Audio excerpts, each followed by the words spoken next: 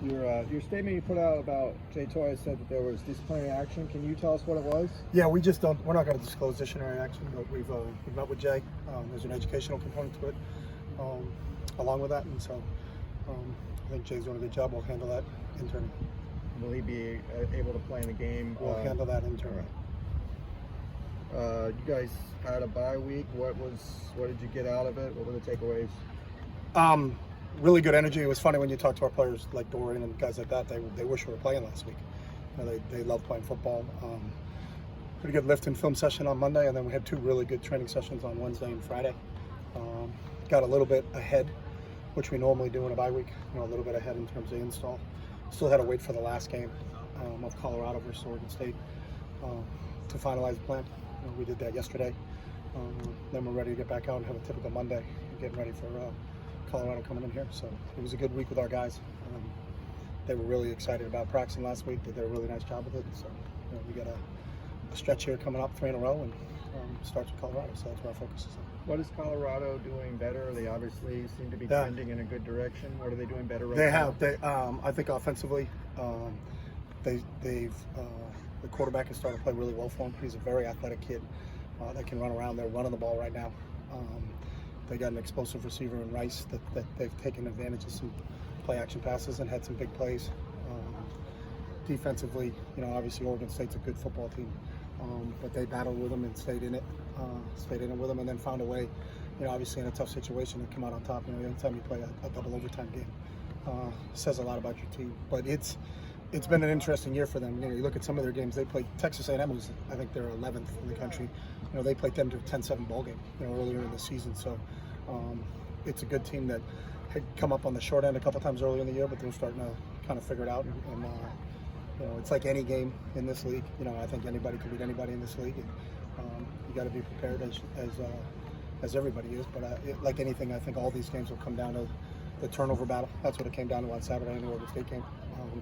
You know, how well can you do with that? That's such a telling stat, especially in this league. So. What do you think of Jared Brossard, given kind of the day that Travis Dye and Tavion Thomas had against you guys, and now the way that Jared Brossard's playing now? That's what happened there has got nothing to do with this, but he is a really talented back. And obviously it starts with him and the quarterback. You know, I think you just can't focus on the running back because the quarterback can hurt you, especially in some of those design zone read game where he can take it and keep it. So you gotta really be disciplined in terms of how you're attacking it. You know, who's got the back, who's got the quarterback, because it's really zone read football is option football.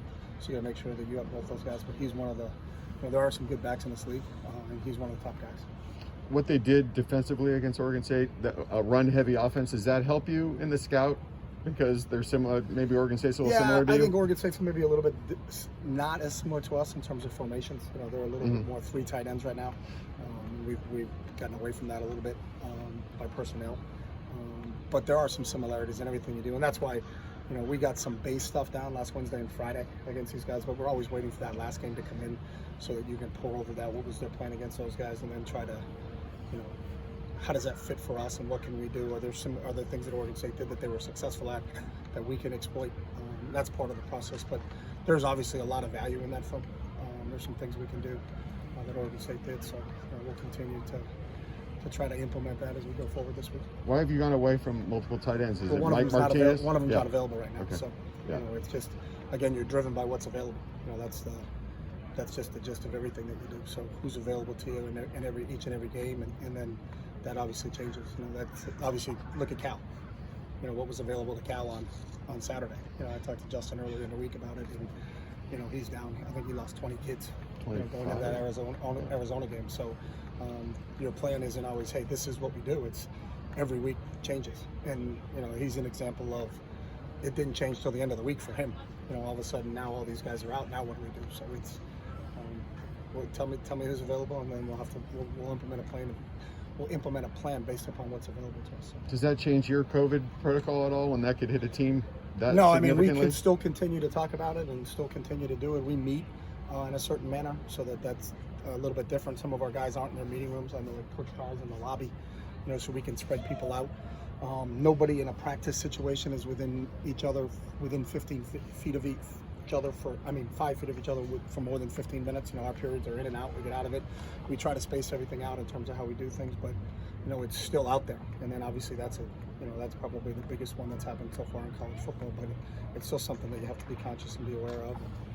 If you have somebody that is an unvaccinated player, they have to wear masks when they're in a building. There's certain protocols that we go through with all those guys. So. You guys still do testing like once or twice a week? Once a week. Ethan Fernea is a guy who's shown a lot of perseverance in his 6 years here. Yeah. He came back, I think, a week after having a hand injury. Mm-hmm. What's he meant just that he wanted to come back and be part of special teams and persevere the way he has? Yeah, Ethan's a special young man, and everything. You kind of forget. I think he came in the Josh Rosen class. He's still playing.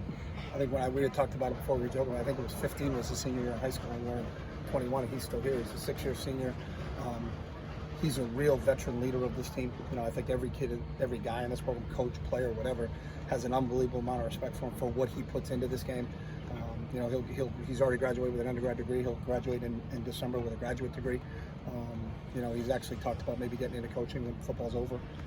But I think whatever he gets into, he's going to be outstanding at it. I think the makeup of Ethan is special. And when he decided he was going to come back for his 6th year, I think all of us were excited just to have him around. He's been a great mentor to the younger players in the program, because he's been through so much. From an injury standpoint, from being a walk-on here to earning a full scholarship. He's been on scholarship for a couple of years now, and that was an earned thing. That wasn't given just because, hey, it's Ethan, let's just give him one. I mean, he went out and earned it every day. He's been an integral special teams player for us. He's played wide out for us. He's played running back for us. He's special, and we're really pleased that we have him. And I'm so thankful for him that he got an opportunity with what he went through, that his season wasn't over, that he could continue to play, and I know he'll tell you that. So he's one of those guys, when you talk about savoring every moment that you get, whether it's on the practice field or in a game, it's reality when you see how Ethan's gone through everything. So Has he still been able to contribute at a high level since coming yeah, back? he's been he's one of our top team players in everything that he does. And it's the same thing. He's a little limited in terms of how they have to protect it. So that club on game day is a little bit bigger than what he wears in practice.